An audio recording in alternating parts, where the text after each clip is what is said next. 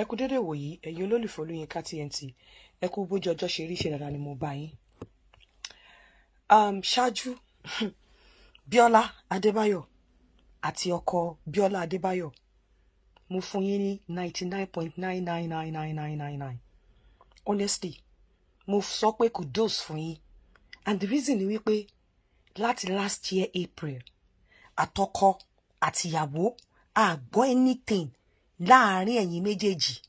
A gbọ́ pé bí ọkọ ó lọ síbì kan, ọkọ ó create scene, ìwọ náà lọ síbì kan ó lọ create scene fẹ́ lọ́kọ, ká tiẹ̀ gbọ́ fìtìfìtì, a gbọ́ nǹkan kan. In fact, mo gbé dànsákì fún ẹ̀yin méjèèjì. However, Bíọ́lá, I am not supporting Bíọ́lá o. Mi ò dẹ̀ support ọkọ ẹ̀ o. But nǹkan tó kàn ṣẹlẹ̀ ni wípé it takes two to tango. Kò sí bí marriage ṣe máa túká àbí tó ṣe máa dàrú tí ò ní sí ọwọ́ ọkọ àti ọwọ́ ìyàwó ń bẹ. Nígbà míì tí obìnrin bá ti lọ, irú èmi ń sìn, mo mọ àwọn àṣìṣe tí mo ṣe. Ó ṣeé ṣe nígbà tí èèyàn bá wà ń bẹ kó má mọ àṣìṣe rẹ, pé nígbà tó bá kúrò ń bẹ ló ṣe máa ṣìṣe. Kò sí èèyàn náà láyé tó máa mọ́ tán tó máa ní marriage tó dàrú òun ò ní tòun níbẹ̀ àfáńgẹ́lì.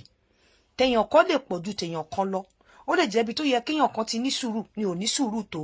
Ó lè jẹ́ mi ni mi ò ní sùúrù tó. Ó lè jẹ́ ọkọ ni ò ní sùúrù tó. So kò sí ọkọ ò lè dá tó kó jẹ́ pé ó wà flawless, kò níbì kan tó ti ṣe Bíọ́lá. Bíọ́lá náà ò lè dá tó kó wà flawless kó má níbi tó ti ṣe ọkọ. So ọjọ́ òkùnkùn ni èèyàn kan kò lè dá sí. Àmọ́ wípé ó dẹ̀ keep ẹ̀ láti last year April. Àwọn èèyàn kan, mo rí bí táwọn èèyàn kan ti ń trẹ̀, táwọn èèyàn kan ti ń sọ, ẹ má ṣe bẹ́ẹ̀. Ẹ má ṣe bẹ́ẹ̀. In fact, bó ṣe ṣẹlẹ̀ yẹn, ó yẹ ká máa empathize pẹ̀lú ẹ̀ ni. I'm not saying wípé bóyá empathize pẹ̀lú ẹ̀ nítorí pé bóyá nítorí ó gentle kò ṣe nǹkan kan o. Do you know emotional isolation tó ọmọ yẹn máa ti feel? Do you know how many negative feelings tó máa ti internalize?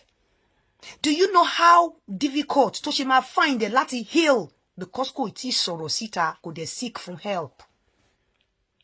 Anxiety. Ṣe mọ how many times tó máa fẹ́ sùn lóru tí ò ní lè sùn tó kàn máa rántí táyé ẹ máa ṣe gbìgbìgbì. Nǹkan tó ń ràn ẹlòmíì tó fi ń ya wèrè lọ́sàn gangan nìyẹn, tá bẹ̀rẹ̀ sí ni máa rí oríṣiríṣi. Ṣe mọ gbogbo ìgbà tí ó ń interview àwọn èèyàn, téèyàn bá gbọ́rọ̀ wá tó jọmọ́ tiẹ̀, ọ̀pọ̀lọpọ̀ ẹkún tó ń sun, ìsìn lẹ máa mọ̀ pé nígbà míì gan àwọn ọ̀pọ̀lọpọ̀ ẹkún tó ń sun àròkàn ni. Ṣe mọ anxiety tó ti feel? Ṣe mọ iye ìgbà tó ti ní PTSD lórí wípé wọ́n ń sọ̀rọ̀ lórí program ẹ̀, ó dẹ̀ rántí nǹkan tó ṣẹlẹ̀ nínú ilé, á dẹ̀ máa sunkún. That doesn't mean pé ó wà innocent, pé bóyá kò, mi sọ pé mò ń support ẹ̀ ń sìn, mo kàn ń sọ̀rọ̀ ní general pé tí nǹkan báyẹn bá ṣẹlẹ̀, and lady yẹn ó lè jẹ́ the type tí ò ní boldness láti lè bọ́ta kókò wá sọ kíní yẹn láì má wé mọ́ event kankan, láì má wé mọ́ activity kankan lẹ́sẹ̀. Last year ó celebrate ọkọ ẹ̀, bóyá wọ́n sì ń rò pé wọ́n sì lè redress ẹ̀, wọ́n sì lè bá wọn sort ẹ̀ out. Ó celebrate ọkọ ẹ̀, wọ́n dẹ̀ ti wà apart láti April. Ẹ wo ìgbà tó ti ń feel pain yẹn bọ̀, ẹ wo ìgbà tó ti ní sleepless night, ẹ wo ìgbà tó ti ní anxiety bọ̀. Ó lè jóun àtọkọ ló jẹ́ ń feel bẹ́ẹ̀, but obìnrin lòun. Ẹ wo ìgbà tó ti ń feel ẹ̀ bọ̀ láti ìgbà yẹn.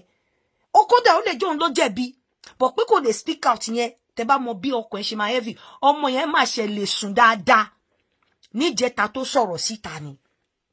Ó máa lè sùn dáadáa. Ó lè jẹ́ ẹni tẹ́ pé kò lè bọ́ta kókò dédé sọ̀rọ̀, kókò lu opportunity yẹn. Last year ó lè má lè sọ̀rọ̀ because ó feel pé bí àwọn sì lè parí ẹ̀ torí ó celebrate ọkọ ẹ̀ last year.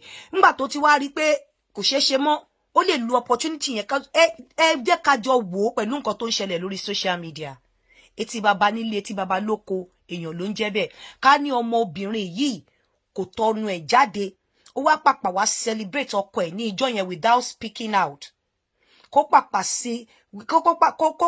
celebrate ọkọ ẹ̀ without nǹkan tó ṣe, without mentioning nǹkan tó sọ yẹn. Kó wá di ọjọ́ kejì tó celebrate ọkọ ẹ̀, kó wá bóyá kí Gistlover lọ gbé àbí kọ́kọ́ lọ gbọ́ níbi kan. Ẹ má bínú, mo ṣe ń bọ̀ láti gym ni o.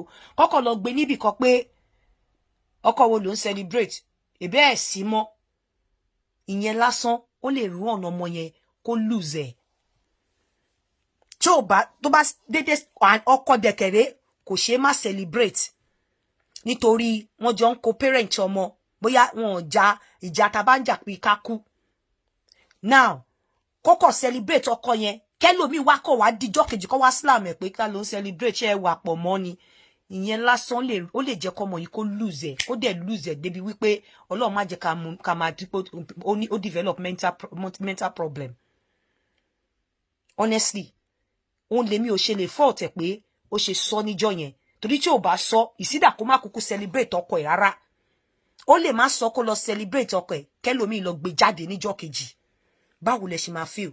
Apart from that ó yẹ ká credit ẹ̀. I'm not saying wípé mi ní kẹ́ credit ẹ̀ nítorí pé mo fi pé bóyá wà innocent o no àwọn àtọkọ ẹ̀ ni mo ṣáà kọ́kọ́ kí but pé òun obìnrin mo tún sọ pé the emotion I'm talking as a mental health person now mental health professional now the emotional isolation tó máa ti ní a lot of pain tó máa ti internalize a lot of ó máa find it difficult láti heal ó ṣẹlẹ̀ wọn a máa ṣe go through process of healing now tó ti sọ̀rọ̀ síta ló ṣẹlẹ̀ wọn a máa go through that process of healing kò heal ní gbogbo láti ọdún kan kíyàn dẹ̀ máa kó máa ní anxiety kí heart ẹ̀ máa palpitate kó máa ní anxiety kó máa ní PTSD torí program tó ń ṣe yẹn kò lè ṣe kó máa ní PTSD ó yẹ ká credit ẹ̀ ní wàláì oorun tó máa sùn níjọ́ tó sùn yẹn ó ṣẹ̀ máa lè máa sùn dọ́kàn ni tí ó bá jẹ́ pé ní tó lọ sanra kan ni ó lè ti develop blood pressure honestly kó ti wà lórí medication ó lè ti àti ẹ̀ lè mọ̀ gan ó lè ti máa wà lórí antidepressant tó bá jẹ́ pé nìkan and again a lè sọ bí olókùn ṣe máa sin òkú ẹ̀ rèé adult ni àgbàlagbà ni a lè ní ìgbà a lè sọ fún pé ìgbà báyìí ló yẹ kó sọ̀rọ̀ àbí ìgbà báyìí ni ò yẹ kó sọ̀rọ̀ kò dẹ̀ wá bú ọkọ ẹ̀ honestly ó wá relieve ara ẹ̀ ni kó tó lè wá sọ kíní yẹn kó tó sọ mọ́ encourage láti wá sọ níjọ́ yẹn bóyá kò ní number one tí ò bá sọ níjọ́ yẹn gan dangerous ẹlòmíì lè sọ níjọ́ kejì ó dẹ̀ lè má lè sọ before that day torí kò ní confidence kò wà bold láti lè sọ a lot of things la máa run nínú brain yẹn Ọlọ́run ló yọ ọpọlọ ọmọ yẹn torí a máa consider status ẹ̀ láwùjọ pé etí wo ló ń gbọ́ ṣé ọmọ sọ pé òun ò mọ̀ wáwù bó ń ṣe rí kíní kan gbogbo orú nǹkan bá yẹn problem ni ó load ni ó dẹ̀ yẹ kó seek for help externally kò tún seek for help ẹ máa wo nǹkan tó ti ń fight ẹ máa wo a lot of things tó ti internalize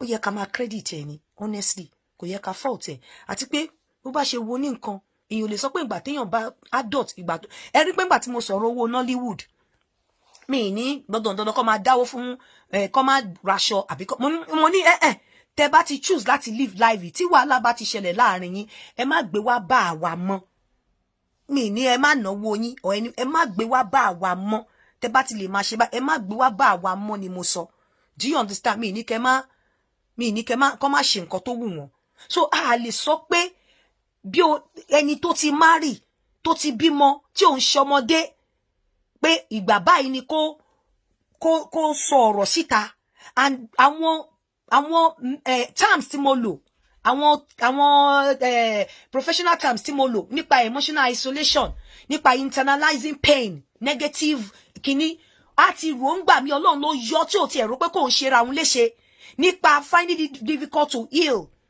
nípa resentment àwọn terms tí mo lò yẹn ẹ lọ bí Bíọ́lá tí ò bá ti go through ẹ ẹbí tí ò bá ti go through ẹ honestly ó yẹ ká bá yọ ni pé a gbọ́kú ẹ̀ lójijì ó yẹ ká bá yọ ni pé kò commit suicide ó yẹ ká bá yọ ni pé kò ya wèrè ọ̀sán gangan ó ṣẹ̀ máa ní ìfọ̀kànbalẹ̀ ó ṣẹ̀ máa lè sùn lẹ́yìn tó sọ síta àǹtí ò bá sọ́njọ́ yẹn ẹlòmíì lè sọ́njọ́ kejì tó bá àfi tí ò bá ní celebrate ọkọ ẹ̀ tó dẹ̀ fi pé òun ò ní reason láti má celebrate ọkọ òun ẹlòmíì wá lọ sọ lọ́jọ́ kejì yẹn kíní yẹn gan ó lè jẹ́ kó lose ẹ̀ torí bully yẹn á pọ̀ jù torí pẹ̀lú eléyìí náà ẹtúṣì bully ẹ̀ ẹni tó wọ bàtà òun ló mọ ibi tí bàtà ti ń ta òun lẹ́sẹ̀